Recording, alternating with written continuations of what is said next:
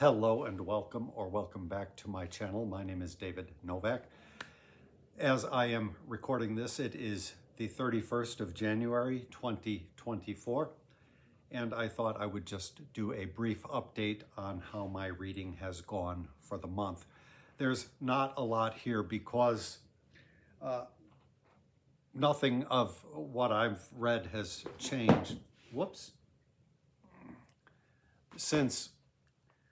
Since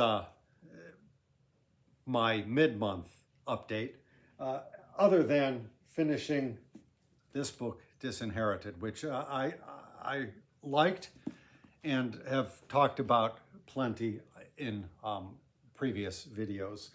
So the main focus for me has been War and Peace by Leo Tolstoy. I don't know if I have the bookmark in here. Yes, I think this is about right. I'm at volume 4, or book 4, I should say. Volume 2, book 4, part 2, chapter 4. So I'm coming down to the final stretch and enjoying this. It's the first book I've ever read where I can understand why people finish this book and then immediately start rereading it. Sometimes when people are reviewing a book, they will criticize a book and say, well, none of the characters changed during the course of the plot. This, most definitely, all of the characters change and go through things so that I think by the time you get to the end, they are wholly different people than they were at the beginning, such as the trauma and ordeal of the war and other of life's vicissitudes altered them. I am not reading it in the Anthony Briggs translation. I am reading the Maud translation, and I find that I do prefer the Maud translation. I have it in the Everyman's Library edition, but this does not translate any of the French text. There's a lot of French, and it does not even give you a footnote. Briggs, I think, mostly translates it. So I am finding, and in other parts where I don't quite understand what's going on, I find that having Briggs to refer to is very helpful. So when I finished the Disinherited, I decided to pick up the Lumumba plot, and I'm a good ways into this. I passed the halfway point earlier today, and I am really enjoying it quite a bit. I've read a good deal about Lumumba, and most books about Lumumba focus on the man himself. This is more a history of the times. He features in every chapter, obviously, but the author does not lionize his subject, does not hold him in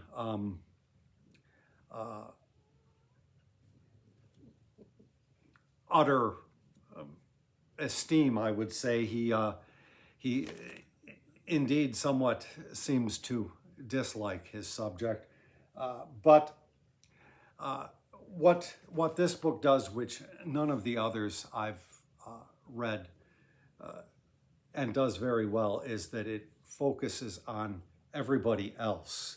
A lot of things were going on. You have the UN getting involved.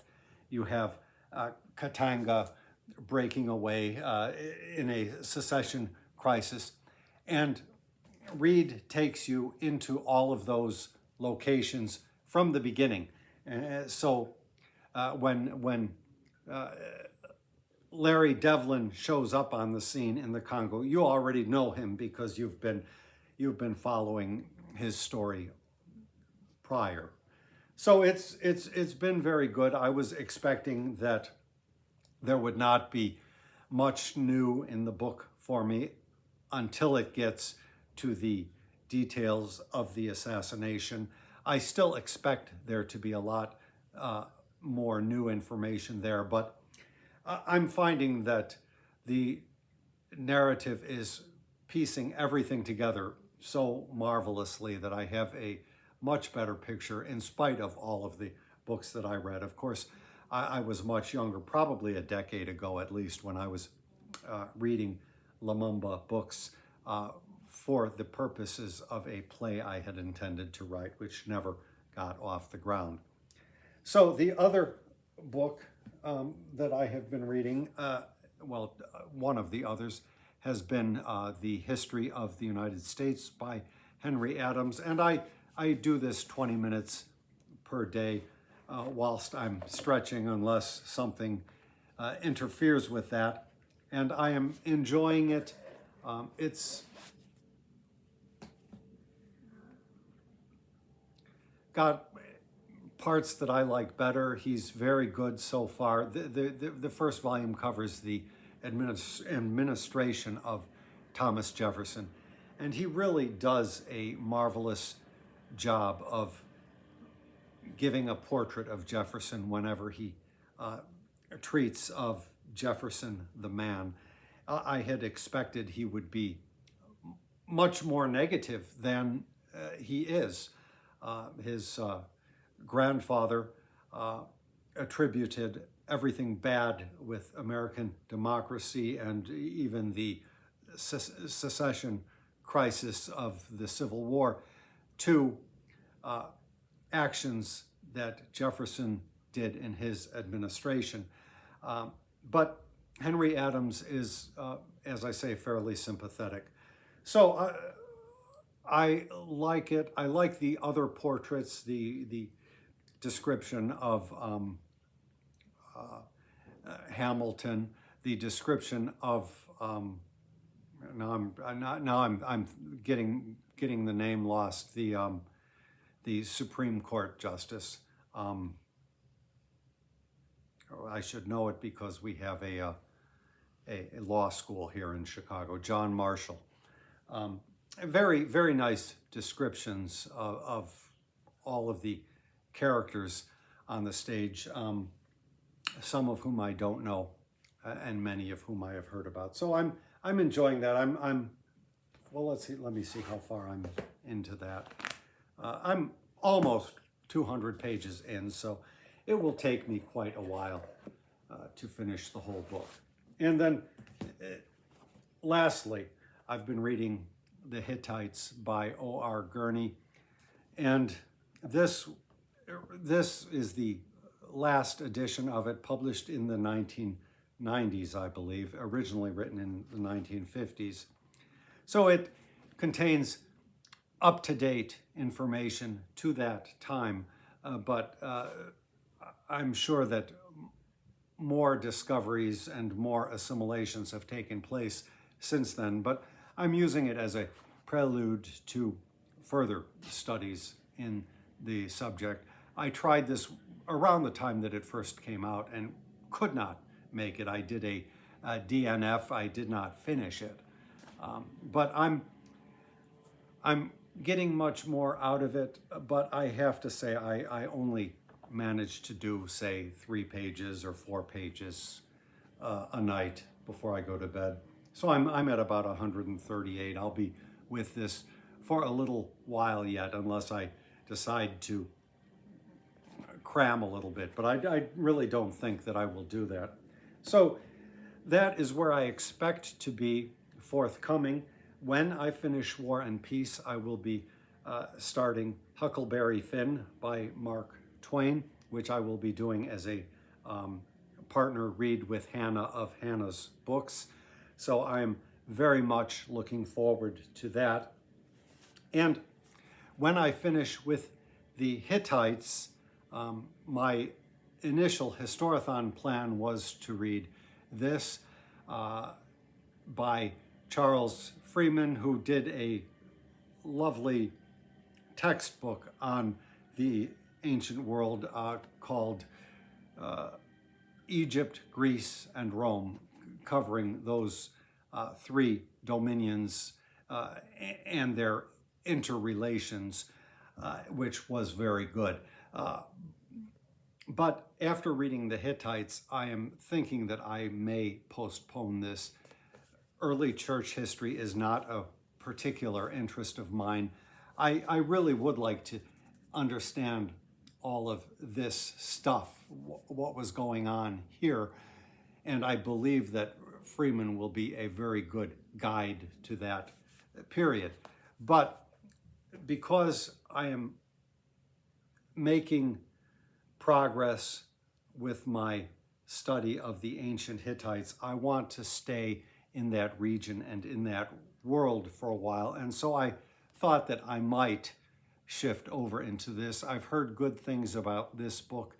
And when I read Gibbon's Decline and Fall of the Roman Empire a year ago, I was inadequately prepared for all of the geography. And so I'm really hoping to bone up on the ancient Near East and just find out who was who and what was what and what they were doing. So that is where things stand for me. Just to give you, I suppose, an overview, I have decided that my plan to focus on one big book really is working for me as far as trying to develop my reading ability. I was never much of a reader. I read when I had some strong purpose in mind. And I always wanted to be a good reader, a better reader, and I wanted to be educated. And I had tried reading this some years ago, maybe 4 or 5 years ago, and also DNF'd it, did not finish it. I stopped at, I don't know, 50 or 100 pages. And these last couple of years of reading pretty much daily has built my abilities as a reader.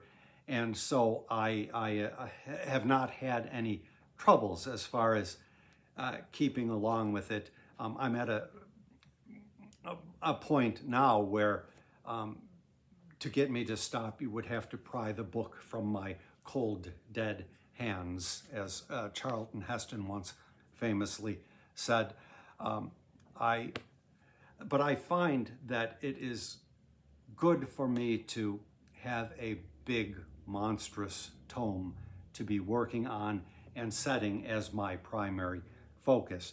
So if I have an odd moment here or there during the day, chances are I will grab this, and then the other books I am only touching minimally.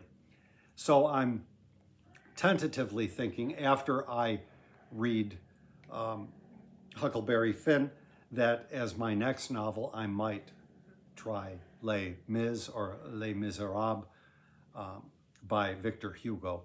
It's another big book, and from what I understand, possibly something of an inspiration for this book. I'm not totally sure about that. I also would like to read The Woman in White by Wilkie Collins, sort of in honor of or in memory of Jennifer Brooke, the booktuber who died at the beginning of the year. So that is how it is going and how I expect it to go. I will report further. You may see that my channel is becoming a little bit more sporadic in the posting of videos, and that's because I am trying to make my priority the actual reading itself, and so far it has been working for me. Thank you very much for stopping by my channel.